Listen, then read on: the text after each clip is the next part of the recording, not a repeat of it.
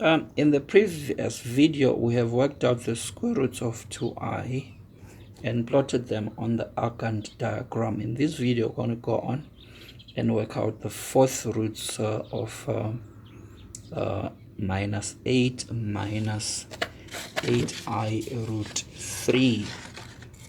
Okay, so fourth roots of minus 8 minus 8i root 3.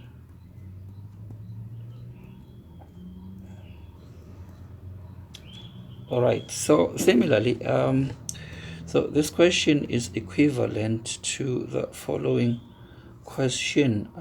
So if you're given solve z to the power 4 is equal to minus 8 minus 8i root 3. So alternatively, this can be written like this if you bring everything to the same side. Then, of course, to make z the subject of the formula here, you're going to take fourth roots on both sides. Okay, so in this case, what we're going to do is we're going to first write minus 8 minus 8i in polar form, minus 8i root 3. And for us to do that, we first write this in coordinate form. X, or the real part, is minus 8. Y, or the imaginary part, is minus 8 root 3. So that means we've got a complex number in quadrant number 3. So that's the real part, the real axis, and that's the imaginary axis. So we've got a complex number here. This is going to be minus 8. This is going to be minus 8 root 3. So we need to find your r and theta. To find your r and theta, r by Pythagoras is going to be equal to minus 8 squared plus minus 8 root 3 squared. So this is going to be 64 plus 64 times 3. This is going to be 256. This is going to be equal to 16. Then for the argument, if we take that to be phi, so phi is going to be the inverse tangent of minus 8 root 3 over minus 8. So this is just inverse tangent root 3, and inverse tangent root 3 is 60 degrees. So this is telling us that theta is going to be 180 plus 60 degrees, because phi is just this bit, the other bit here is 180, and yet theta is the whole angle here. So that is theta. So it's the 180 and the phi. So it's going to be 240. So that is going to be theta. So minus 8 minus 8i root 3 is 16 cis 240 plus 360k. Then if we're looking for the fourth roots, so we take both sides, we raise both sides to the power 1 over 4. Then it's going to be 16 to the power 1 over 4. CIS here 240 plus 360 degrees all over 4. K here is an integer. Fourth root of 16 is 2, and then here 240 over 4 is 60. 360 over 4 is 90. Okay, so this is what is going to be our RK if we're using the notation from our previous video. Then all we need to do here is to plug in values of k starting from 0. This is fourth roots, so we expect there is going to be 4 of them. So when k is 0, this is going to be CIS 60. So that's going to be cosine 60 plus I sine 60. Cosine 60 is 1/2. Sine 60 is square root. Sorry, sine 60 is square root 3 over 2. So this is going to be 2 into 1/2 plus I root 3 over 2. This is going to be 1 plus I root 3. Then when k is 1, this is going to be CIS 60 plus 90 when k is 1 here. Then so that's going to give us CIS 150. Then this time cosine 150 is negative root 3 over 2. Sine 150 is 1/2. So this is going to be negative root 3 plus I. So that is the second root. This is fourth root, so we expect 4 of them. When k is 2, this is going to be 60 plus, if k is 2 here, it's going to be 180. 60 plus 180, so this is 2 CIS 240. Cosine 240 is negative 1/2. Sine 240 is negative root 3 over 2. So got negative half here. I root 3 over 2.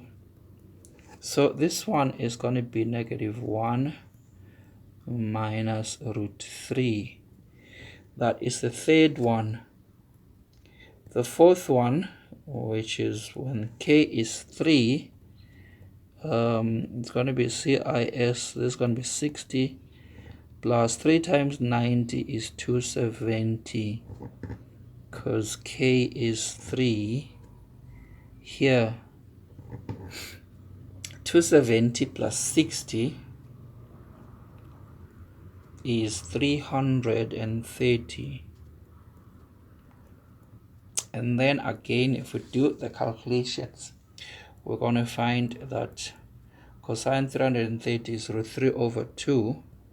Sine 330 is minus 1/2. So this thing is going to be root 3 minus I. Similarly, if we didn't know this is the last one and went for R4, so this is now going to be 60 plus 360. So this is going to be CIS 420. However, cosine 420 is 1/2. Sine 420 is root 3 over 2. So this is 2 times 1/2 plus I root 3 over 2. So this is 1 plus I root 3, which is exactly the same as the first one we found. So basically what happens here is if there are 4 roots, if we just choose 4 consecutive values of k, then that's going to give you all 4 of them. So here we just used k equals to 0, 1, 2, and 3. So 0, 1, 2, and 3, which is the 4 of them. We could have done 0, -1, and -2, -3, or we could have done -2, -1, 0, 1. Any of those are going to give us these 4 roots here. Just choose 4 consecutive ones. It doesn't matter where you start. Of course, starting at 0 is the simplest in terms of calculations. So that is the idea with the roots. If they cube roots, then it's 3 of them. So you just go 0, 1, and 2, etc. Let's see if we can check these one of these out. So from what we are doing is or from our calculations, the one of the 4th roots of -8 minus 8 I root 3 is 1 plus I root 3. That's this one here. So if this is correct, if we raise both sides to the power 4, okay, then -8 minus 8I root 3 must be equal to this one to the power 4. Okay, so just gonna put question mark here. So then what you can do is you work this one out and you can confirm that it gives us that. Okay, now we are going to plot them on the Argand diagram. So all the 4 roots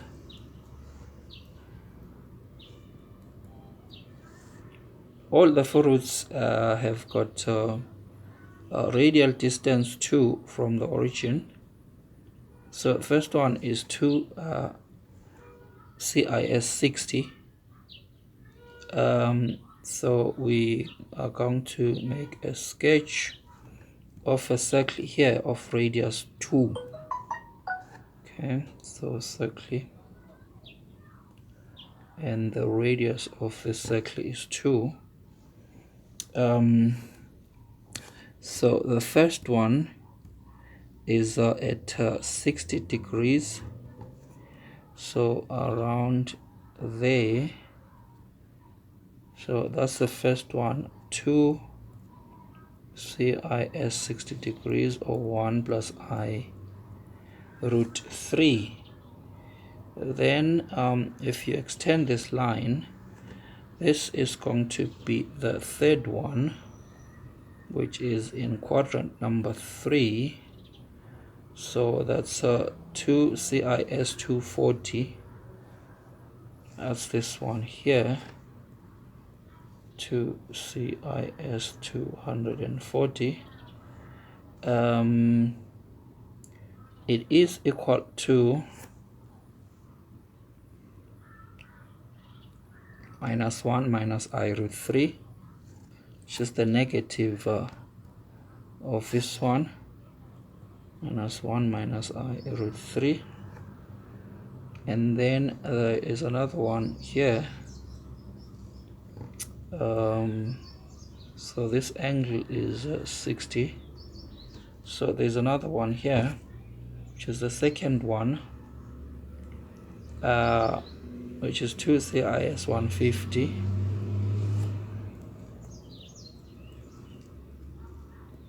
And then straight this side is 2 CIS 330, and then of course these are separated by a right angle. That right angle is coming from our formula here because of that 90. Right, so that is the fourth root of minus 8 minus 8i root 3. This point we're going to give you an opportunity to just have a go at the square roots of 4 minus 4i root 3, and then the cube roots of minus 8. Like to just pause the video, work through those ones, then when you continue the video you can compare with our solutions. Alright, we're now going to scroll down to our solutions for part C and D. We would like to thank you for visiting our channel and watching this video. We do hope that our material is useful to you. Please do not forget to subscribe to our channel and turn on your notifications so that when we post new stuff you can get notified immediately. Yes, do not forget to like the video and share accordingly. If you've got any questions, would like to hear them, just post them in the comment section. Right, so for part C, our complex number is 4 minus 4i root 3. These are the coordinates, so our number is in the fourth quadrant. Working out r, we find that it is 8, and theta is negative 60, which is the argument. So the square root of this is the same as the square root of that, which is equal to this. So if we call this rk for r for root, and k corresponding to the value of k we pick out there, when k is 0, that's going to be negative 30. This works out to that complex number, which is our first root. And then when k is 1, that is the second one.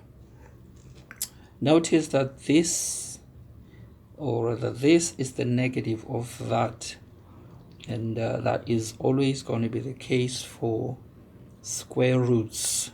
Okay, then we can plot them. They are going to look like that on the Gantt diagram. And then for negative 8, we're looking for cube roots. Negative 8 is located there. The distance from here to there is 8, so r is 8. This angle is 180. We're going to use radians this time, so pi. So it's going to be pi plus 2 pi k, where k is an integer. So this works out to this expression here. When k is 0, that's just going to be pi on 3. So it works out to 1 plus I root 3. When k is 1 here, it's going to be pi on 3 plus 2 pi on 3, which is just pi. So it gives us negative 2. When k is 2, gives us 5 pi on 3 there, and that's going to be the complex number. And here are the complex numbers on the Gantt diagram. This time it is fairly straightforward to prove that negative 2 cubed is negative 8, because this is negative 2 times negative 2 times negative 2. Negative 2 times negative 2 is 4, and then 4 times negative 2 is negative 8. And so that proves that negative 2 is the cube root of negative 8. Thank you.